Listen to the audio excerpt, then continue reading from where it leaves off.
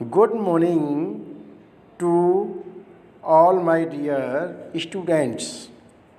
Today I shall teach the chapter 16 Light Class 8th. जैसा कि आपको मालूम है, light is necessary and important for us. अब जैसे आपने देखा, the world is largely known through the senses, तो the sense of against in one of the most important senses through the we see mountain. अब आपको पता है senses जो होते हैं हमारे ज्ञानेंद्रियाँ होती हैं, तो आपको मालूम है कि हम ऑल वर्ल्ड को कैसे देखते हैं, किसके द्वारा देखते हैं। जैसे हमें माउंटेन देखना है तो हम क्या करेंगे, ट्री देखना है, रिवर्स देखनी है। तो ऐसे आपने देखा होगा many kinds of places, many kinds of articles, many kinds of reverse. तो आपको ढेर सारी चीज़ें हैं, तो बिना प्रकाश के हम नहीं देख सकते, इसलिए light is necessary in our life. तो लाइट क्या है? The natural agent that stimulates sight and makes things visual. तो light is reflected from all surface. आपको मालूम है लाइट क्या है, इसके बारे में समझ पाएँ आप। एक नेचुरल एजेंट के रूप में काम करता है और ये साइट एंड मेक्स थिंग्स, और हमें वस्तुओं को देखने योग्य बनाता है। तो light is reflected from all surface. अब जैसे आपने देखा है, जैसे स्टूल है, स्टूल का जो शाइनी सरफेस है उससे हमें क्या होती है, लाइट रिफ्लेक्ट होती है। और भी कोई हम ऑब्जेक्ट लें, स्फीयर ऑब्जेक्ट लें या कोई भी ऑब्जेक्ट लें, तो उसको हम लाइट को आसानी से देखते हैं। तो इसमें दो चीज़ आप ध्यान देंगे, एक इंसिडेंट रे, इंसिडेंट, एक होती है रिफ्लेक्ट। जब हम किसी चीज़ को देखते हैं, ऑब्जेक्ट को देखते हैं, तो उसको हम क्या बोलते हैं, इंसिडेंट कहते हैं। और जो वापस आती है उसे रिफ्लेक्टेड रे कहते हैं। तो उसको समझेंगे आपको और अच्छा लगेगा। अब यहाँ आता है regular reflection takes place when light is incident on smooth polish and regular surface. जैसा कि मैंने आपको बताया था, जो सरफेस होती है इसकी स्मूथ हो या पॉलिश्ड हो या कैसी भी हो, तो अब से हमें रिफ्लेक्ट किया जाता है, तो हम उस चीज़ को, अब ऑब्जेक्ट को आसानी से देख पाते हैं। नेक्स्ट हमारा आता है diffused irregular reflection takes place from rough surface.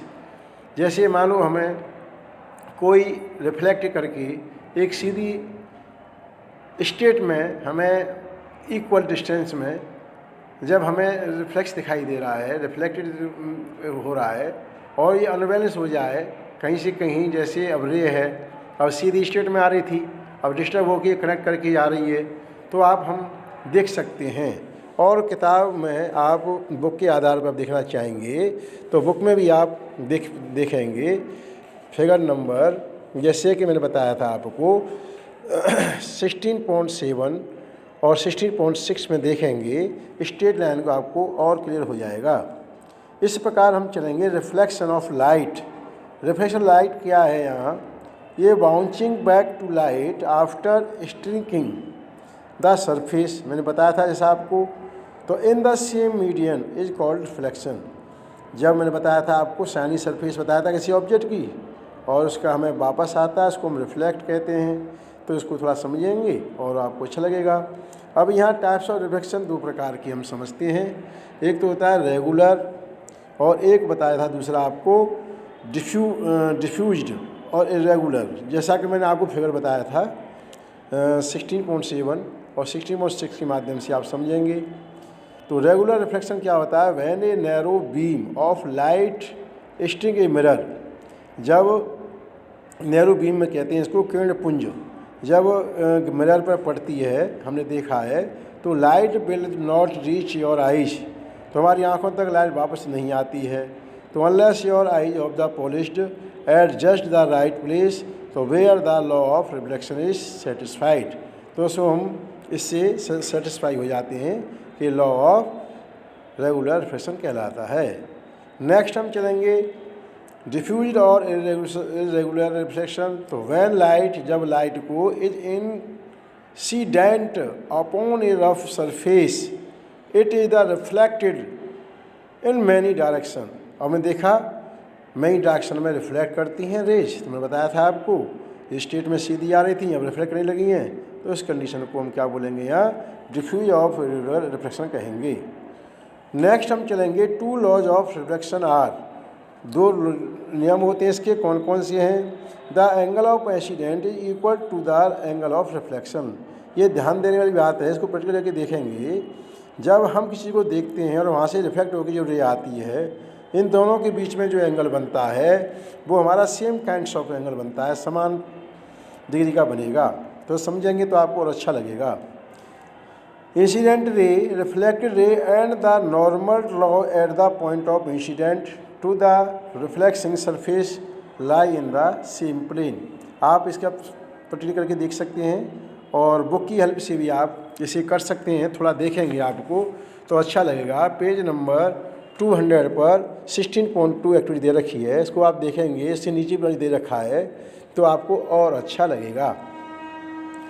Next हम चलते हैं image formed in the plane mirror undergoes lateral inversion. जैसे जो हमारा मिरर होता है उस पर जो इमेज बनती है, तैयार होती है, वो हमें अंदर दिखाई देती है। Two mirrors incline to each of the other give multiple image.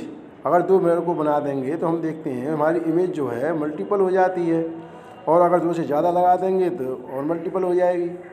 Next चलेंगे beautiful patterns are formed in a kaleidoscope because of multiple reflection. Kaleidoscope के आधार पर हम इसके देख सकते हैं, कई प्रकार के रिफ्लेक्शन हम देख सकते हैं। Next sunlight called white light, तो कंसिस्ट ऑफ 7 कलर्स।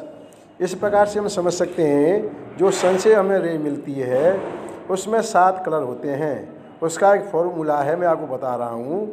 बिब ग्योर के नाम से हम इस फॉर्मूले को समझेंगे तो आपको अच्छा लगेगा।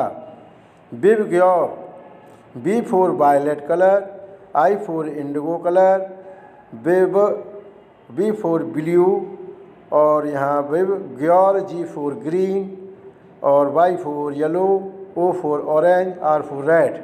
इससे हम समझेंगे तो आपको और अच्छा लगेगा।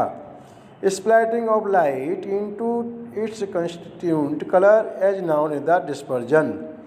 जो हमें लाइट इनटू इट्स कंस्टिट्यूएंट होती है कलर में, उसको हम डिस्पर्जन कहते हैं, जो इसे दिखाई देता है हमें। तो important part of the eyes are cornea. जो आई का मुख्य पार्ट होता है उसको हम कॉर्निया कहते हैं। तो iris, pupil, lens, retina and optic nerve, ये आई के मुख्य पार्ट हैं। A normal eye can see near by and distance object clearly. हम जो नॉर्मल आँखें होती हैं can be see near by, जो निकट की वस्तुओं को आसानी देख सकते हैं, और डिस्टेंस ऑब्जेक्ट क्लियरली, और ऑब्जेक्ट को हम क्लियर देख सकते हैं। Visual changes person can read and right usually Braille system.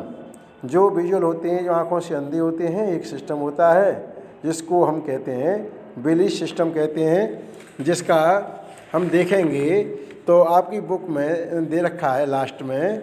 तो एक ये हमारे बेली कौन थे, लुइस बेली नाम था उनका, वो आँखों से अंधे थे। तो उन्होंने पढ़ाई के बारे में बहुत कुछ समझाया, उन्होंने एक इसके स्ट्रक्चर बनाए। तो the most popular of resources of visual children person is Braille. तो इसीलिए लैंग्वेज का यूज किया उन्होंने, ऐसे पर्सनों का यूज किया जो आँखों से अंधे थे और इजीली पढ़ नहीं पा सकते थे, तो उनके लिए इन्होंने एक तैयार किया। तो लुइस जो ब्रेल थे हिमसेल्फ ए विजुअल चिल्ड्रन पर्सन थे।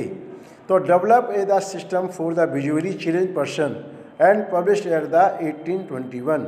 तो आप समझेंगे इसके बारे में, आप पढ़ेंगे तो आपको और अच्छा लगेगा। नेक्स्ट हम आगे चलते हैं। जो visual children person develop their other sense, तो more sharply to improve their interaction with their environment.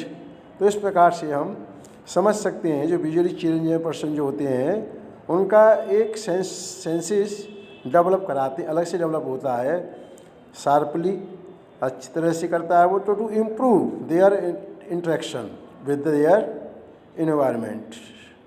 तो आप समझ पाएंगे। नेक्स्ट मैं आगे बताऊंगा आइज के बारे में। Thank you my dear student.